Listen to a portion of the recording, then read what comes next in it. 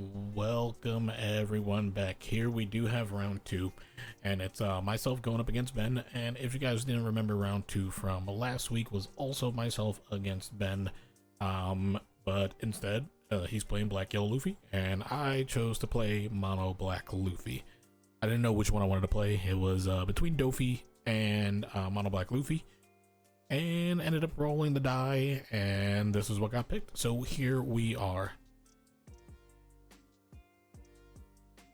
And I'm just going ahead and getting out, some counter dice just to go ahead and have everything set there. Ben plays the Garp, which gets him the 5 cost Luffy, which okay, like that. I will remove that as quick as possible. We try to get a cheeky little 7 swing in on our first turn, seeing if he'd take the bait, but nah, that didn't happen. Looking at Ben's hand here, we see a Hiyori Sabo. And we're going to play another Garp. We unfortunately didn't open up with a brand new. I, in all honesty, thought that my hand was pretty bad because we mulled into one that was worse than our first hand. Playing the Garp out does get the 5 cost blocker Sabo, which is kind of worrisome, not really, because I can remove it. And playing the 9 cost Kaido, I can also trash it. So we do play out the Hiyori, which goes ahead and rearranges, takes the top life and puts something else there. I'm probably just going to swing 5 here, go in and play the Kuzan to go ahead and just draw a card. He combos out the 5 cost Luffy. Makes me curious if he does have a second one in hand or not. But because he comboed the one, pretty sure he's gonna have like one of the larger versions of the babies, so like a buff Luffy, a Sabo, or like an Ace. But it looks like it is gonna be that Sabo, which we do use the effect, which I probably, because he replaced something with Yuri, I probably just list on the 9, but I feel like the Sabo is just a lot better. He ends up pitching an Ice Age, which is interesting to me. And then we pay 1 for the Three Brothers Bond. Probably gonna go ahead and grab a baby, I'd assume, but okay, we do grab the baby. I thought we were gonna go ahead and go with the big Ed Head Luffy, but doesn't really make too much of a difference for that card since I generally have cards that cost 5 on average, and then late game my cards he would need multiple Ice Ages to get rid of. So it does go ahead and get into our turn.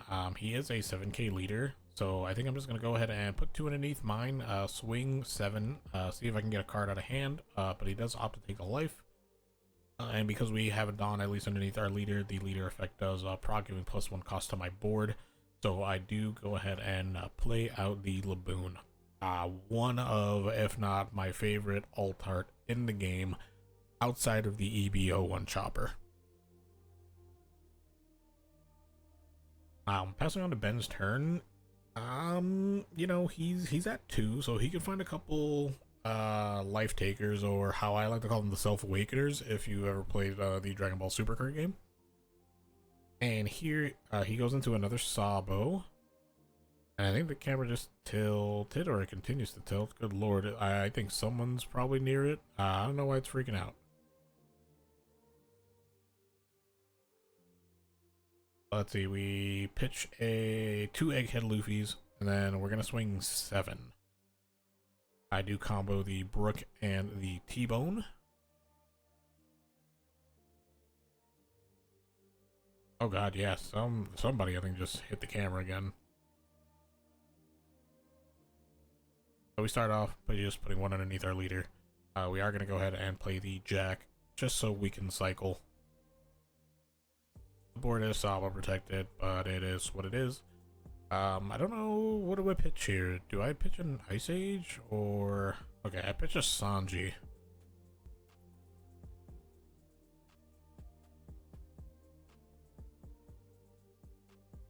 Yeah, I feel like I am in and honestly got a pretty good spot here. This matchup is generally one of the tougher matchups for Mono Black Luffy. Just because I feel like if they see their pieces and they see them when they need to, it's just almost impossible to come back from like Moria, etc. Ben starting off with a 6k swing here, and we are just going to go ahead and combo out the Borsalino since we are a 6k leader, since we do control a character that has cost 8 or more. He plays Makino and then plays another one, and here is where he misplayed, and we talked about this earlier. He did not look at the life, and he did have a, I believe it was a big Luffy. It wasn't Egghead, it was the buff Luffy. And if he had just paid attention and done the effect, then he would have just hard played one of the babies and swarmed the board even more and tried to get over the jack. So here, he tries to go ahead and pop something on my board, but I let him know that he can't pop anything on the board because it is protected, well, not protected, but it's 5 cost, and the Luffy can only pop 4 cost. And we did have the discussion here of whether or not he would get the draw. I told him he would get the draw regardless, and we did have a discussion about it, so he does get that draw.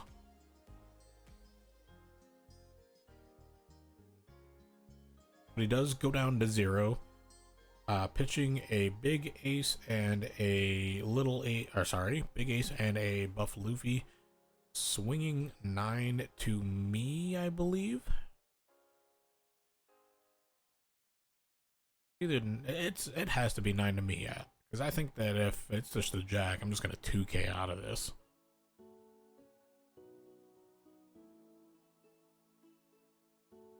And we get another Kuzan out of this. I honestly find this funny though, with how this matchup went, that I was just chilling on this Laboon and Kuzan because he just kept playing out his Sabos, so I couldn't pop anything.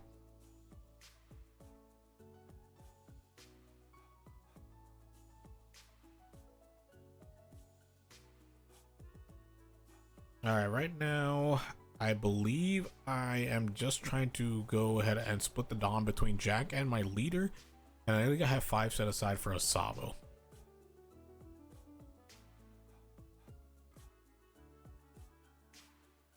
So we do add 1 to the Jack to swing for 9. He does only have 5 cards in hand, so we're just trying to get as many cards out of hand as possible. And we put 4, so this is 10. Because we are a 6k leader, combos with the Hiyori. Then here we go ahead and we do play the Sabo, which we get an Ice Age and a Jack. I pitch Ice Age and Kuzan, I believe. Just on the off chance that we get to the point where I want to play the other Jack, so that way I can cycle.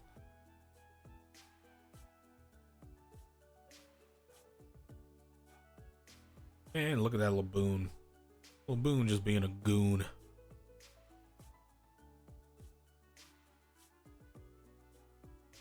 Also, we do have you know, a sort of gauntlet style launched up between myself and Justin. Let me know if you guys want to see like a series of videos or even a live stream from Baxter's with the gauntlet going through. So right now Ben's just going through the motions, doing his thing. And we have an ace and a Sabo blocker on board. We have 3 blockers. Or 2 blockers, sorry. But we are a 9k leader, so we're thick. We're swinging 11. I am just going to take that. And he swings 11 once again. I do think that I just block this.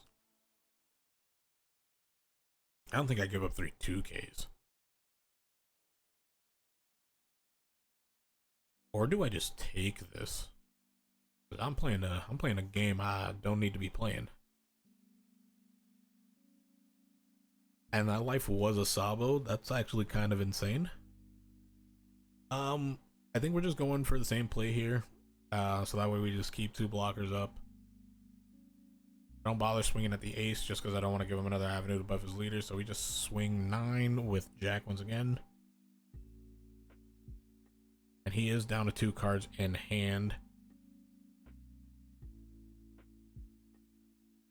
And I think either way the math works, or not the math works out, either way I play this, I'm feel pretty safe.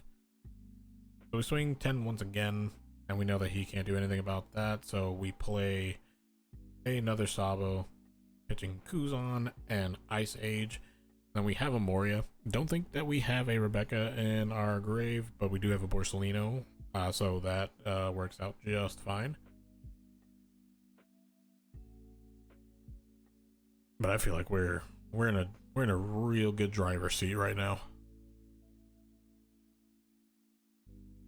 Because if his leader just goes to 7, we have 2 for each of our 4-cost characters there, the Kuzan and the Laboon. That leaves us with 6. So 1 apiece under the Sabo. That leaves us with 4. And then we go 1 underneath our leader. And then we have 3 other Dawn remaining, which we can just give 1 to Jack, 2 to Jack, and the rest to our leader. Let's see what we got.